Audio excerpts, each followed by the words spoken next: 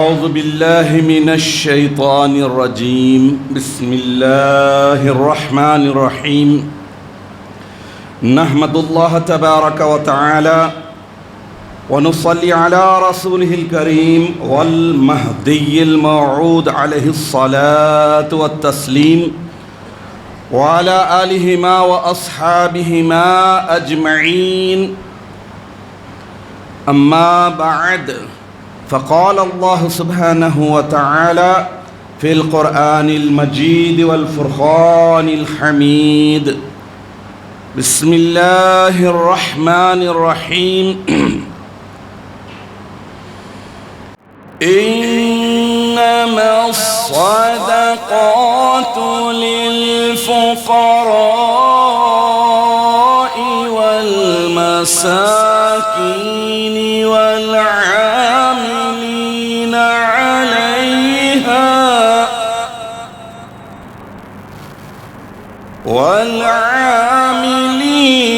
عليها والمؤلفة قلوبهم وفي الرقاب والغارمين وفي سبيل الله وابن السبيل فريضة من الله والله عليم حكيم. صدق اللہ العظیم. سورہ توبہ آیت نمبر 60. آیت کا ترجمہ اس طرح ہے کہ بے شک صدقات یعنی زکوٰۃ، عشر و خیرات تو فقراء فی سبیل اللہ اور مسکینوں اور صدقات اکٹھا کرنے والے محتاجوں کا حق ہے، اور ان لوگوں کا حق ہے جن کے دلوں کی تالیف منظور ہے، اور غلاموں کے آزاد کرانے میں، اور قرضداروں کے قرض چکانے میں، اور خدا کی راہ میں اور مسافروں کی مدد میں بھی یہ مال خرچ کرنا چاہیے. یہ حقوق اللہ کی طرف سے مقرر کیے گئے ہیں، اور اللہ جاننے والا اور حکمت والا ہے. عزیزان محترم، رمضان المبارک کا یہ مقدس مہینہ رحمتوں کے نزول کا، برکات اور سعادتوں کے بٹورنے کا مہینہ ہے. اللہ تعالیٰ نے اس ماہ مقدس میں ساری عبادتوں کو یکجا کر دیا ہے.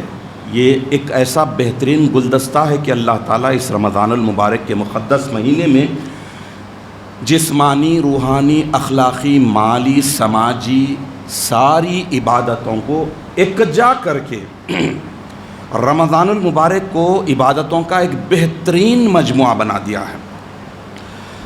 اور رمضان المبارک اب اختتام کے بالکل قریب ہے، لیکن جو بندے متقی ہیں، جو بندے ایمان والے ہیں، جن کا ایمان انہیں ہمیشہ لرزاتا ہے، تڑپاتا ہے کہ یہ دنیا مختصر ہے، چھوڑ جانی ہے، اور آخرت کی دائمی زندگی کی راحتوں کا سامان یہی کرنا ہے. جو باتیں فائدہ پہنچانے والی ہے آخرت کی ہمیشہ کی زندگی میں، اسے ہی کرتے جانا ہے، وہی چیزوں میں مصروف رہتے جانا ہے. رمضان المبارک کے مقدس مہینے کی جب آمد ہوتی ہے تو 2-1 مہینے پہلے سے ہی ایک سچے مومن، متقی اور پرہیزگار کے لیے نوید، خوشخبریوں کا ایک ایسا زمانہ آتا، اندرونی طور پر ایک دلی اور روحانی ایسی مسرت اور خوشی ہوتی ہے کہ اب عبادتیں کرنا ہے، مصروف ہونا ہے.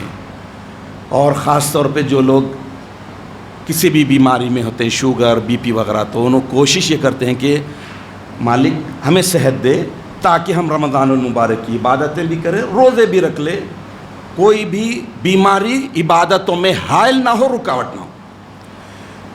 ایسے ہی جب رمضان المبارک اختتام کی طرف ہوتا ہے تو اداسی چھا جاتی ہے، مایوسی چھا جاتی ہے.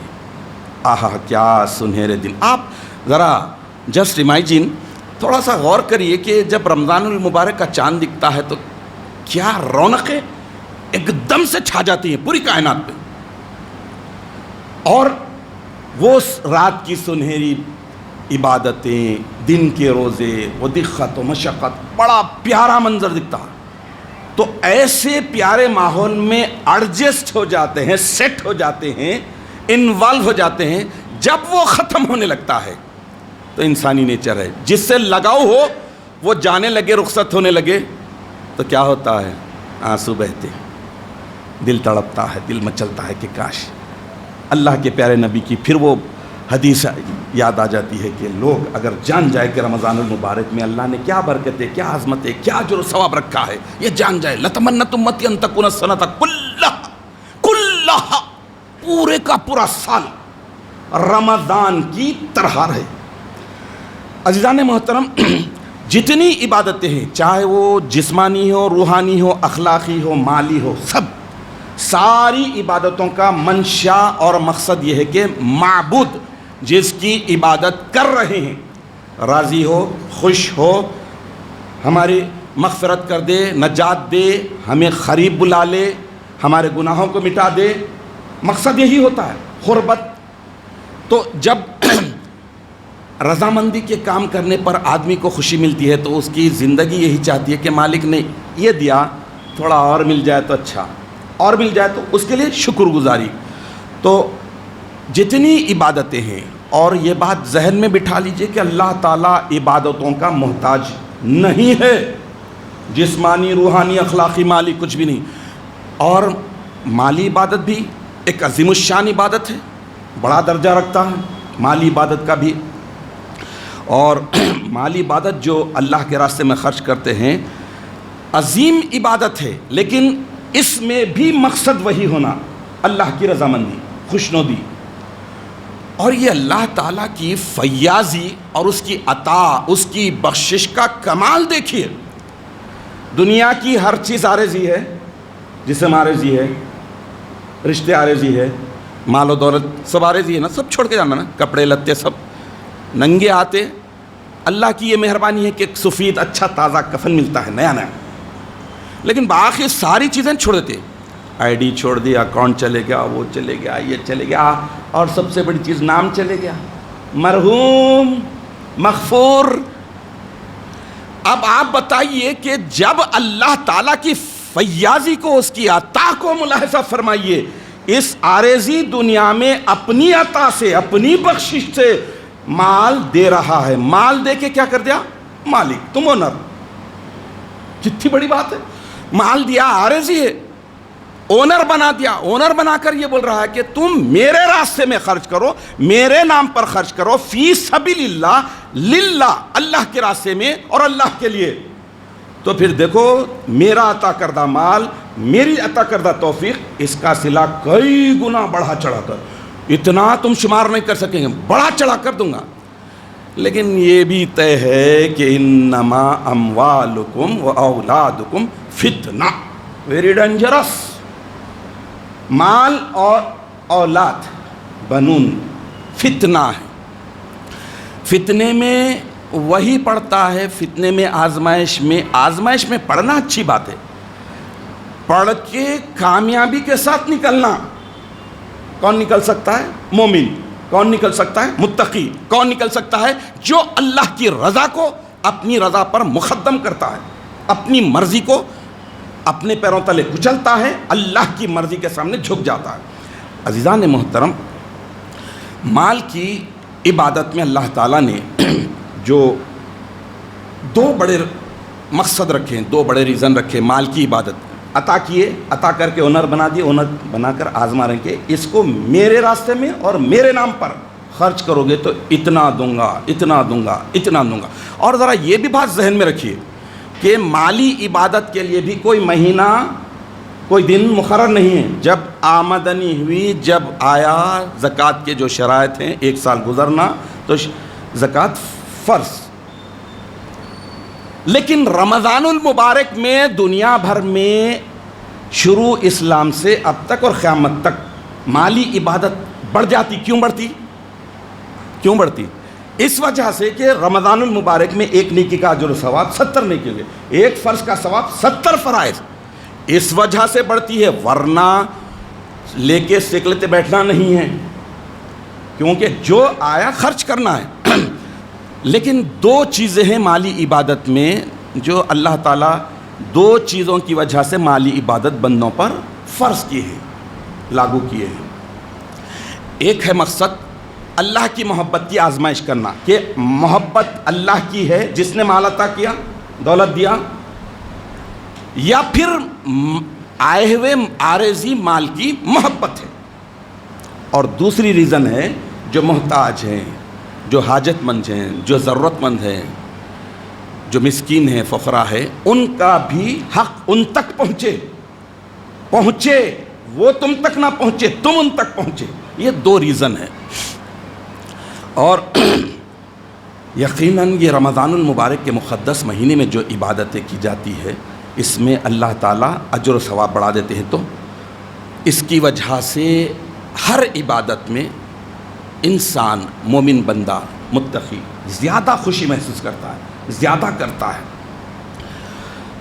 اب جیسا کہ ہر عبادت کو، کوئی بھی عبادت ہو، جیسا ایمان ہے چھپا ہوا ہے، دل کا بھید ہے، اندر کا سافٹ ویئر ہے، اس کو کوئی بھی نہیں بتا سکتا، لیکن نہیں دکھتا، لیکن جو ہارڈ ویئر ہے، جو اسلام ہے، جو نماز ہے، روزہ ہے، حج ہے، زکوٰۃ ہے، یہ دکھتا ہے۔ تو چھپنے والی چیز کو دکھانا ہے، دکھا کے ایمان، اشہد ان لا الہ الا اللہ، اشہد ان محمد رسول اللہ، اصدق ان المہدی الموعود قد جاء مضا، یہ دکھا کے کرنا ہے۔ اور جو اعمال ہیں اس کو چھپا کے کرنا ہے۔ تو جتنی عبادتیں اللہ تعالیٰ نے مومن بندوں پر لگائی ہے ان ساری عبادتوں میں سب سے پہلے اس بات کی طرف راغب کیا گیا کہ چھپ کے، پوشیدہ طور پر چھپا کر کرو۔ ویسے ہی مالی عبادت میں بھی بتایا گیا کہ مالی عبادت میں عالیت کیا ہے، سپیریئر بات کیا ہے، چھپا کر دینا، اور اس کے بعد علانیہ بھی دینا ہے تو دو۔ جہاں پر اجتماعی بات آتی ہے، قوم و ملت کی بات آتی ہے، جہاں پر دکھا کر دینے کی وجہ سے دوسروں کو حرص ملے، دوسرے بھی دینے کی طرف راغب ہو، تو اس کے لیے ہے۔ لیکن کچھ بھی ہو اس میں احسان نہیں جتانا ہے، مال کا مالک، اونر ہونے کا گھمنڈ نہیں کرنا ہے۔ یہ مالی عبادت کی بہت بڑی خاصیت ہے۔ تو ہر عبادت کی طرح یہ مالی عبادت بھی خفیہ طور پر، پوشیدہ طور پر، شوقیہ طور پر کرنا ہے۔ اب دیکھیے مالدار کسے کہتے ہیں؟ اب لوگ عموماً سمجھتے ہیں مالدار بولے تو بڑی بڑی بلڈنگاں ہونا، جائیداداں ہونا، کاراں ہونا، بینک بیلنس ہونا، فلاں ہونا۔ مالدار فارسی ورڈ ہے، مال رکھنے والا چاہے کاسب ہو، فقیر ہو، مرشد ہو یا مرید ہو، امیر ہو یا غریب ہو، جس کے پاس مال ہے وہ مالدار ہو گیا۔ مالدار ہوتے کہ پھر اس پر جو احکامات ہیں وہ کرنا ہے۔ تو خفیہ مالدار یہ کرنا ہے، پوشیدہ طور پر دینا ہے۔ اور اللہ کا فضل اور کرم دیکھیے کہ قیامت میں حشر کے دن جہاں اللہ تعالیٰ کے سائے کے سوا کوئی سایہ نہیں ہوگا، سورج بالکل سر پر آ جائے گا، پسینے کی وجہ سے لوگ ڈوب جائیں گے، پسینے کے اندر ہو جائیں گے، اس وقت اللہ تعالیٰ کا سایہ ہوگا۔ اور 7 نفر، 7 جماعت، 7 طبقوں پر اللہ تعالیٰ سایہ فرمائیں گے، جن میں سے ایک ہے جو اس کے تعلق سے حدیث شریف بخاری اور مسلم میں آئی ہے کہ رجل تصدق بصدق فاخفاها، وہ آدمی بھی اللہ تعالیٰ کے سائے میں ہوگا جس دن اللہ تعالیٰ کے سائے کے علاوہ کوئی سایہ نہیں ہوگا، جو اپنے مال کو پوشیدہ طور پر خرچ کرتا ہے۔ پھر یہ بھی بتا دیا گیا کہ پوشیدہ کیسے، چھپ کے کیسے، حتی لا یعلم شمالہ ما ينفق یمینہ، یہاں تک کہ دائیں ہاتھ سے دے رہا تو بائیں ہاتھ کو معلوم نہ ہو۔ یعنی ایگزامپل کے طور پہ بتایا گیا یہ بھی ہاتھ میرا ہی ہے، یہ بھی ہاتھ میرا ہی ہے۔ یہ بتایا گیا کہ یہ دیتے ہوئے اتنی پوشیدگی، اتنا چھپا کے کرو کہ کسی کو خبر نہ ہو۔ تو خفیہ طور پر صدقہ، خیرات، عشر، زکوٰۃ، یہ سب دینا افضل اور عالیت ہے۔ اب دیکھیے جیسا کہ ایک اور حدیث شریف ہے جامع ترمذی حدیث نمبر 2325، اللہ کے رسول صلی اللہ تعالیٰ علیہ وسلم ارشاد فرماتے ہیں کہ میں 3 باتوں پر قسم کھاتا ہوں، 3 باتوں پر قسم کھاتا ہوں، اور میں تم لوگوں سے ایک بات بیان کر رہا ہوں جسے یاد رکھو، کسی بندے کے مال میں صدقہ دینے سے کمی نہیں آتی۔ یہ اتنا تیقن دیا جاتا ہے، تقریباً ہر مومن کو معلوم ہے، ہر ایک کو معلوم ہے، پھر بھی سوچتا ارے بھائی میں ادھر دوں یا انویسٹ کروں تو بڑھے گا، ذرا یہ سوچتا۔ لیکن یہاں پر اللہ کے نبی قسم کھا کر گارنٹی دے رہے ہیں اور یہ بتا رہے ہیں کہ صدقہ تم کریں گے تو تمہارا مال کم نہیں ہوگا، کیونکہ اللہ کا وعدہ ہے تم میرے راستے میں میرے لیے میرے نام پر خرچ کرو، میں بڑھا چڑھا کر دوں گا۔ ایک اور حدیث شریف ہے کہ اللہ کے رسول صلی اللہ تعالیٰ علیہ وسلم ارشاد فرماتے ہیں کہ پوشیدہ صدقہ چھپ کر دیا جانا اللہ کے غضب کو ٹھنڈا کرنے والا ہے، اور ظاہری صدقہ جہاں پر جب بات ظاہر کر کے دینے کی آتی ہے تو وہ ظاہری صدقہ بھی معمولی نہیں ہے، یہ بھی دوزخ کی آگ کے لیے ڈھال ہے، شیلڈ بن رہا ہے دوزخ کی آگ سے۔ لیکن اس سب بھی چیز میں فی سبیل اللہ اور للہ، یہ 2 ٹرمز کنڈیشن ہمیشہ رہنا، اللہ کے لیے، اللہ کے راستے میں۔ اور ارشاد فرماتے ہیں کہ صدقہ بری موت سے بچاتا ہے، صدقہ بلا کو ٹالتا ہے، صدقہ عمر کو دراز کرتا ہے، صدقہ، اللہ کے نبی ارشاد فرماتے ہیں کہ صدقہ مال کو ہرگز کم نہیں کرتا۔ عزیزان محترم، انسانی نیچر ہے، انسانی کمزوری ہے کہ جب انسان کسی چیز پر کمانڈ حاصل کر لیتا ہے، کسی چیز کا ہنر بن جاتا ہے تو ایک گھمنڈ آ جاتا ہے اس کے اندر۔ اور اسلام، قرآن، حضور اکرم صلی اللہ تعالیٰ علیہ وسلم اسی تعلق سے بتاتے ہیں کہ وہی گھمنڈ کو کچلنا، وہی احسان جتلانے کو کچلنا، یہ اللہ کو راضی کرنے کا ذریعہ ہے۔ تقویٰ یہی ہے، پرہیزگاری یہی ہے۔ اب صدقہ ہے، اب 2 دن کے بعد جو ہے عید الفطر ہوگی، صدقہ فطر ہے۔ صدقہ فطر کے بہت ہی شارٹ میں ضروری احکام بیان کرتا ہوں کہ صدقہ فطر ہر ایک پر واجب ہے، چاہے مرد ہو، عورت ہو، بچہ ہو، بوڑھا ہو، فقیر ہو، کاسب ہو، مرشد ہو، مرید ہو، مقیم ہو، مسافر ہو، حتیٰ کہ نومولود جو پیدا ہوا ہے اس کی طرف سے بھی صدقہ فطر نکالنا واجب ہے۔ اور صدقہ فطر گیہوں کی حد تک 2.5 کلو ہے۔ صدقہ فطر میں 4 چیزیں دینا ہے، اور 4 چیزوں میں ہیں، ایک ہے گیہوں، دوسرا ہے جو، تیسرا ہے کھجور، اور چوتھا ہے کشمش۔ دیکھیے آج کے دور میں انسان اسٹیٹس مینٹین کرنے کے لیے حلال حرام سب کو بھول گیا۔ اسلام یہ بتاتا ہے کہ 4 چیزوں میں جو بہت ہی غریب ہیں اپنے اسٹیٹس کے حساب سے گیہوں صدقہ فطر نکالنا ہے، واجب ہے نکالنا۔ لیکن جو کروڑوں کے مالک ہے، صاحب جائیداد ہیں، جاگیر ہے، منصب ہے، سب کچھ ہے، وہ بھی اپنے اسٹیٹس کے لیے بھکاری پن کر، اسٹیٹس کو بچا کر گھٹا کر بھکاری پن کر کے گیہوں نکالیں نہیں، اچھے سے اچھا جو نکالے، اور اس کو جو یا پھر کھجور یا کشمش ہے تو یہ 3.5 کلو ہے، اللہ تعالیٰ زیادہ کمانے کا موقع دے رہا ہے تو یہ نکالے۔ اس میں اگر سب سے اچھی چیز کشمش نکالتے ہیں تو اس کی رقم زیادہ ہوتی ہے، ایک کنبے کے بہت بڑی ضرورتوں کی تکمیل ہو جاتی ہے۔ تو یقیناً اپنی حیثیت کو فراموش نہیں کرنا چاہیے، اپنا جو اسٹیٹس ہے خود جانتے ہیں، بینک میں کتنا پڑا ہوا ہے مرشد کو نہیں معلوم ہوتا، پڑوسی کو معلوم نہیں ہوتا، رشتہ دار کو معلوم نہیں ہوتا، کتنا بھی چھپاؤ آپ کو خود کو معلوم ہے کتنا ہے۔ یہاں اسٹیٹس مینٹین کرنا ہے، یہاں پر بتانا ہے کہ محبت مال کی نہیں، مال کے حقیقی مالک کی ہے، اس کے نام پر، اس کے راستے میں، اس کے لیے دے رہے ہیں۔ اب ایک عام سی بات ہے، دیکھیے جمعے کی نماز بڑے شوق سے الٹ کے جاتے، کنڈیشنل ہے، مشروطی ہے، شرائط ہے، شرائط نہ ہوتے ہوئے بھی انکنڈیشنل ظہر کی نماز کو چھوڑ دے رہے ہیں، پہلے گناہگار وہ اس کو چھوڑ دی، پھر شرائط نہ ہوتے ہوئے پڑھ لے رہے ہیں، کیا نماز ہے بے، پڑھنا ہے پڑھو بھائی ٹھیک ہے، پھر جب بات زکوٰۃ کی آتی ہے، صدقات کی آتی ہے، خیرات کی آتی ہے، ہاں نہیں اس کے کنڈیشن پورے نہیں ہوتے نا، ذرا دیکھیں گے کنڈیشن پورے ہوئے تو پھر وہاں کنڈیشن نہیں ہو رہے تو بھی زبردستی پڑھ لے رہے ہیں۔ جو کنڈیشنل فرض ہے، یہ ہم اپنے گھر کی بات نہیں کر رہے ہیں۔ آپ جامعہ نظامیہ کا فتویٰ اٹھا لیجئے، وہاں کے اہل خدمات شرعیہ کی کتاب اٹھا لیجئے، مصر کے جامعہ ازہر کی کتاب اٹھا کر دیکھ لیجئے، سب بڑی کھینچ تان کے شرائط کو لا کے پڑھ لیتے، پڑھ لو بھائی تمہاری مرضی پڑھ لو۔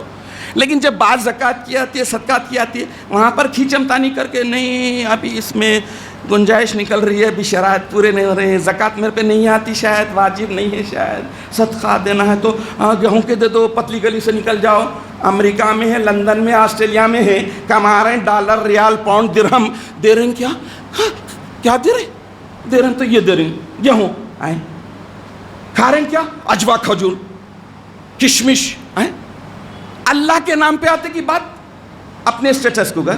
اسی لیے شیطان سورہ بقرہ میں اللہ تعالیٰ آیت نمبر 268 میں ارشاد فرما دیے کہ الشیطان یعیدکم الفقر ویأمرکم بالفحشاء واللہ یعیدکم مغفرۃ منہ وفضلا واللہ واسع علیم۔ اور دیکھنا خیران کا کہنا نہ ماننا، وہ تمہیں تنگ دستی، غربت کا خوف دلائے گا، کہیں کو خرچ کر رہے ہیں، رکو کہیں کو خرچ کر، خوف دلائے گا اور بے حیائی کے کام کرنے کا حکم دے گا، اور اللہ تم سے اپنی بخشش، مغفرت اور فضل کا وعدہ کرتا ہے، اور اللہ بڑی وسعت اور سب کچھ جاننے والا ہے۔ اب دیکھیے مالی عبادت کی بات آتی ہے تو آدمی جو ہے جب مال مانگنے کی بات آتی ہے، مالک دیو نا زور لگاتے، کتنا زور لگا کے 250 اور تھوڑا 250 اور تھوڑا 250 آنا تو بے شمار آنا، بغیر گنے کے آنا۔ جب دیتے وقت پہ ہاں اشور بولے تو کتنا ہوتا؟ 10%، روپیے میں سے 10 پیسے، اوف مائی گاڈ، پریشان ہو جاتا۔ جب گننے کی بات آ رہی، دینے کی بات آ رہی تو کیلکولیٹر لے کے بیٹھ رہے۔ ارے جتنی بھی مالی عبادت ہے اس میں اللہ تبارک و تعالیٰ منیمم کا ذکر کیے ہیں بھائی۔ اور ایک بات کیا ہے، لوگ خالی سمجھتے انکمنگ، آنا، لینا، دینا نہیں، یہ بھی غلط ہے۔ میں جیسا عرض کیا کہ مال آتے ہی دار والے ہو گئے، مال دار، چاہے وہ مرشد ہو، فقیر ہو، کاسب ہو، امیر ہو، غریب ہو، تھوڑا ہو بہت ہو، مال دار ہو گئے۔ مالدار ہوتے کی مال کے پورے عبادت ادا کرنا ہے۔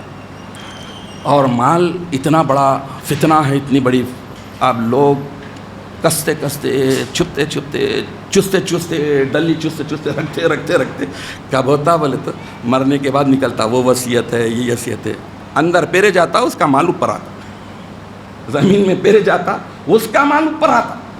اب اس کے بعد جھگڑے شروع،